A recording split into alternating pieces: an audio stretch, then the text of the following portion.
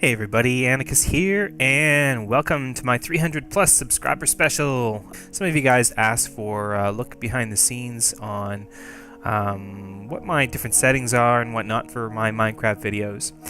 The 5 things that we're going to take a look at today are project setup, event panning and cropping, disabling Vegas smart resampling, soundtrack effects, and render settings.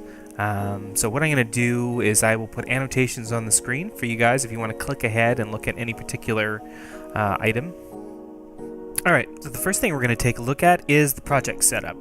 What I would recommend is once you get your project settings figured out, what you want to do, set all your projects to start with these new settings. I typically make a project for every series that I'm doing, and then I just keep cloning the VG file per episode so that I can go back, see what kind of changes I've made. So my template, I pick, there's lots of different settings here, but I record everything now in 720p, 30 frames per second, or 29.970. That's what Fraps records at for my video recording. So I just picked the HDV 720 30p, and these are kind of the standard settings. I don't think I've actually adjusted anything here. Field order, pixel. I know pixel aspect ratio, that's really important that you set it to 1. That's kind of universal for any Minecraft video making tutorials that I've seen. The rest, well, I'm not even sure what half of these do. Stereoscopic 3D mode, I think that's for like 3D glasses. I don't use that. Pixel format, I think the default was 8-bit. And I've never actually used the rest of these settings. I don't know what they're for. I'm still fairly new to this, even though I've done 200 videos. Now, audio, I saw a tutorial one time, and it recommended that you look at your sound card settings and make sure they match through the control panel. So I set mine to 44.1 Hertz stereo with 16-bit. And I probably could improve that. I don't know if it would matter. I don't use the best quality microphone that there is, so I think I might be recording my audio as well as I can deliver it through my microphone. Now the other 3 tabs don't really matter so much. I've never used them before, so you could probably set whatever you want on those. I don't think it matters. It's just the measurement of your bars over here. So yeah, and definitely make sure you start all new projects with these settings.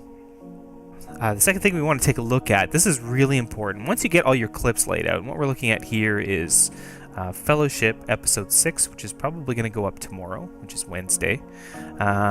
First thing that I see a lot of, and I did it myself initially, was, and you can see it in the preview pane here, is these black bars around your video. And that is because while I record at 720p, 1280 by 720. I play in windowed mode so that I can see my my start menu and my task bar at the bottom, my clock and whatnot. And because of that, it's actually cut off, I don't know, maybe 100 pixels, just something like that, 80 pixels. And it's compressed my screen a little bit. So when I set my project file to be 1280 by 720, I end up with these black bars. Now the way to correct that is you use your event pan and crop function per clip. You have to do this per clip, and you just take maintain aspect ratio and you put it to no. So once you do that, you'll see you get a nice full screen image. And it won't be distorted, because if you were playing full screen, this is what it would look like. So you're playing in a little bit more of a compressed view. Now I went ahead and did that for all the rest of my clips for this video. So I wanted to show you guys for one clip. But if you had, like here I've got 4 or 5 clips, you have to make sure you do that on each one. Now if you have one giant clip and you're just doing a series of cuts, if you do it to the first clip and then do your cuts, all the sub clips will inherit that pan and crop setting. So the third thing we want to take a look at is really important, and I've done it myself, and I've seen a lot of people who are just starting out make the same mistake. Disable Vegas smart resampling. It's a terrible, terrible Vegas feature, and this is how you disable it.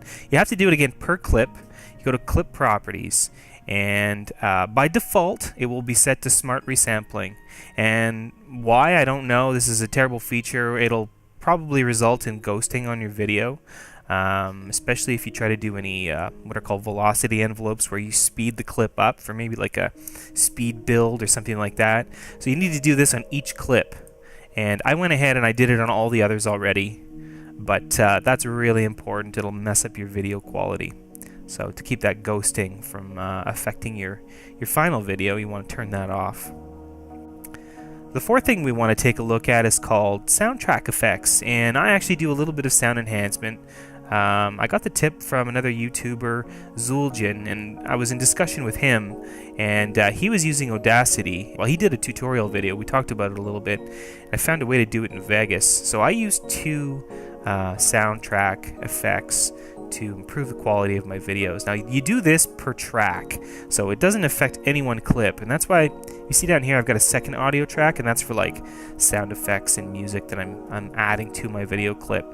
Now, I record all my audio in line with my game audio, so this actually does impact my game audio, but it's very subtle. So where I record now, there's actually a little bit of noise in the background. You might even hear it in my audio right now, because I'm using different software to record this, but I always put in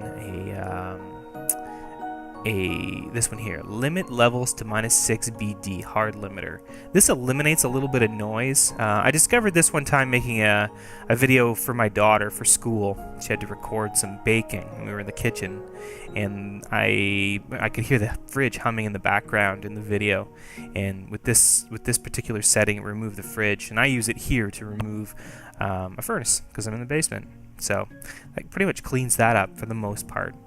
The other one I use is track compressor. So I'm going to give you an example of what my audio sounds like without the track compressor, and I'm going to give you an example of what my audio now sounds like with the track compressor setting that I use, which is the Fletcher-Munson curve. It's very subtle, but this is what Zul'jin was talking about, and I use a very cheap, well, it's not a super cheap headset, but it's a pretty cheap microphone headset, and it removes a little bit of bass and depth from my voice, so this returns some of that sound. So that's really important. Audio is like the most important part of your YouTube video. If you have bad audio, I mean, nobody's going to watch it. People listen to it just as much as they watch your videos. The final thing I want to look at today is the render settings. I was surprised a lot of people asked for this. I don't think of it as a significant thing. I pretty much just use the defaults. But I'll show you what I do. This is what I render at. I mean, it does matter what you render at. It determines how much your video is compressed, what the quality is going to be when you upload it, and then of course how you can publish it on YouTube, what your best settings are going to be for people watching it. And like I said, I do everything in 720p. So I always have my settings set like this. I always set show favorites only because I've customized this one slightly. But really what it is I just took the WMV format and I picked the 720p, 30p video, 6 megabits per second. And I made a few tweaks to it. Not much. So all I did was I adjusted it slightly. I jacked up the megabits per second, customized my audio rate a little bit. You can see the settings down here. Let's scroll down. So if you want to customize your own, just select one of the templates, hit customize template, and then you can change the settings as you see fit. Based on what you want to do. And I think I probably could reduce this to 44 kilohertz, but I do it at 48. It's just I watched a video tutorial and that's what it told me to do. So and I just saved it as my own template, and then just for simplicity's sake, I just set it to favorites only, and I don't even look at this actually. When I go to render my clip, I just hit the render as, and poof, my clip is done. So it takes forever though. Takes like 2 hours and a bit. It takes 20 minutes to upload. So that's basically that's 5 tips that I wanted to cover for everybody for making videos for YouTube. That's what I do, a little bit of behind the scenes stuff. And thanks for watching. Bye everybody.